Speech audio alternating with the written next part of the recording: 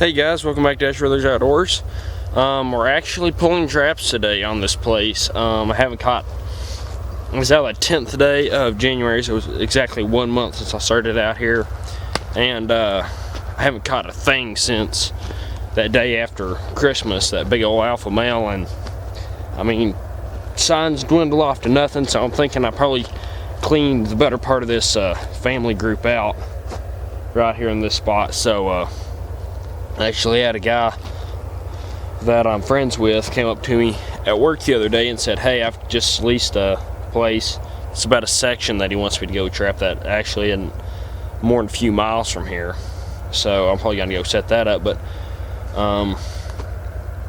I came up, this is one of the third to the last trap that I have to check, and we topped it off, rounded it up to an even 8 coyotes on this place.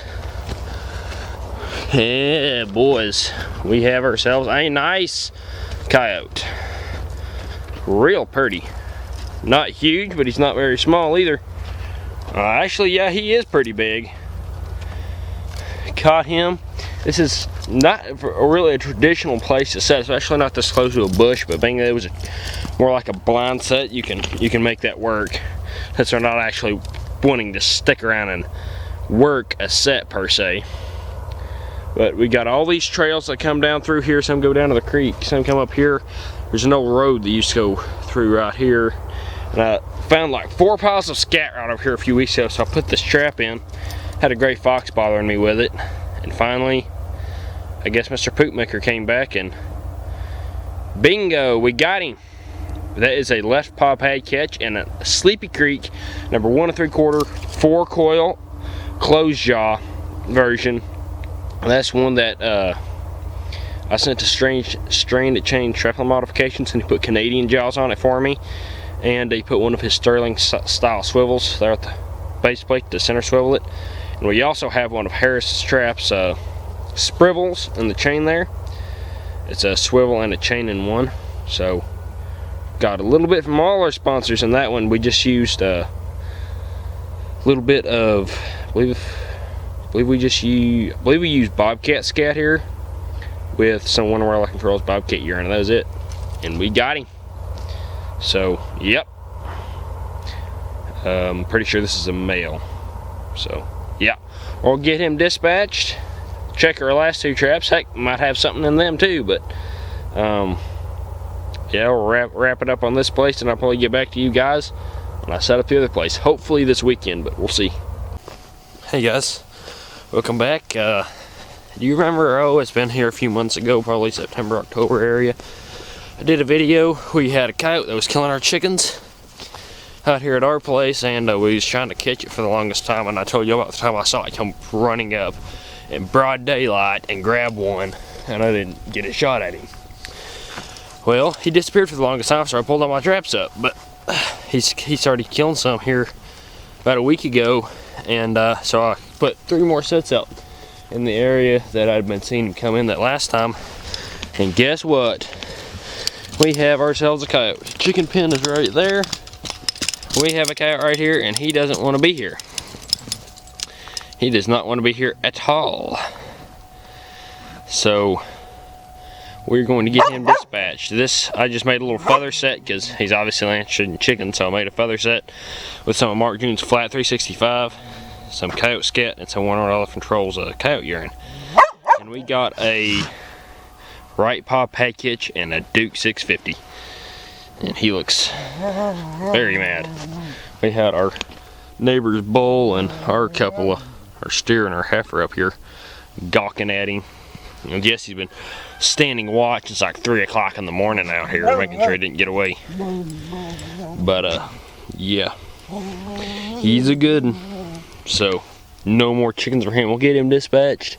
We'll probably leave these traps set for about another week just to make sure, just so in case he wasn't the one, or there was more than one, maybe we'll get a shot at them if there was. So yep, we'll get him dispatched before he decides to work some magic and get away, and we'll see you down the road. Well guys, this is the first catch for this new property that we set up that I was telling y'all about.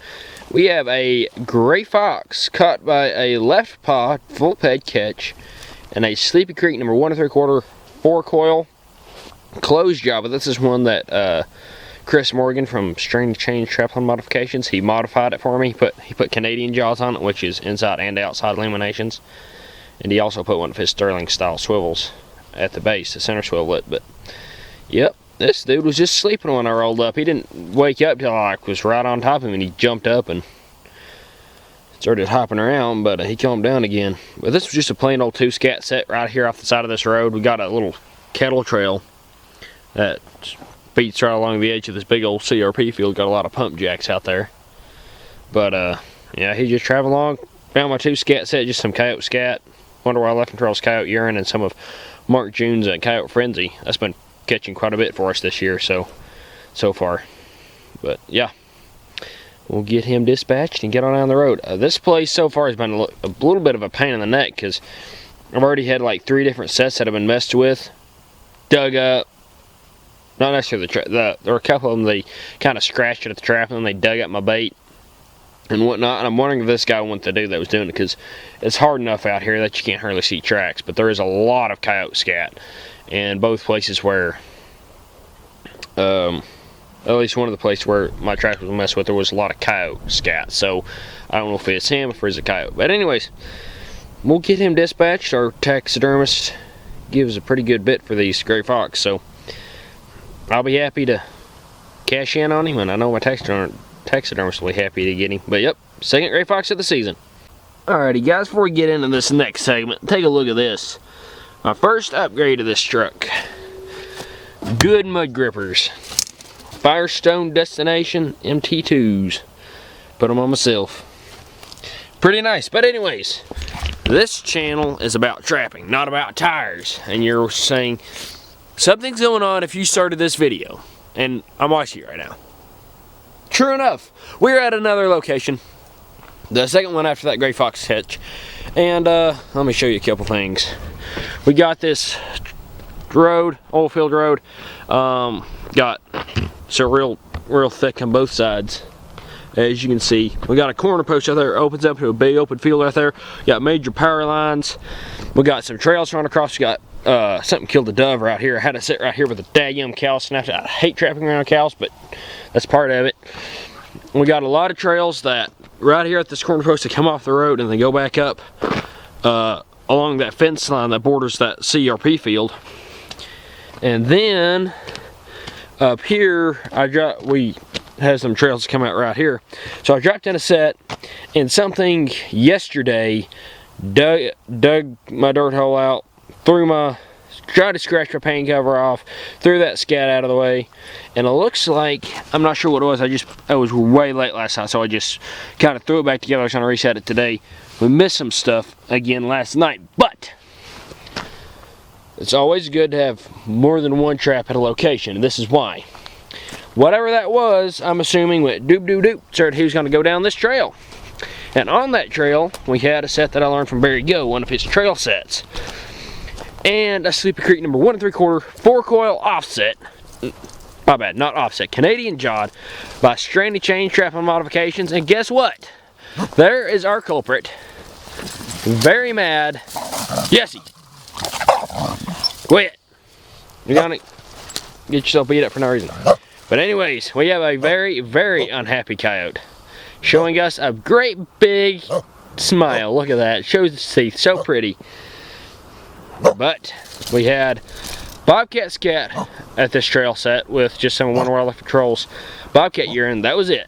And we have a left paw pad catch in that Sleepy Creek, and he is not going anywhere. And also on these straps, I forgot to mention that with the gray fox catch, they have the harrisndztraps sprivels on the chain. I don't know if I can zoom in far enough for you to see it. Down there. Right there. It's a swivel shock spring combination. Very small and compact, but they're very strong. So, yeah. Very nice little setup. But this coyote doesn't think so, because it don't let him get away. Look at that. Jesse's chilled out now. Yep. He ain't too happy, so that's pretty good. We got 2 coyotes and a fox today. That coyote at our house. if you count that one. But yeah,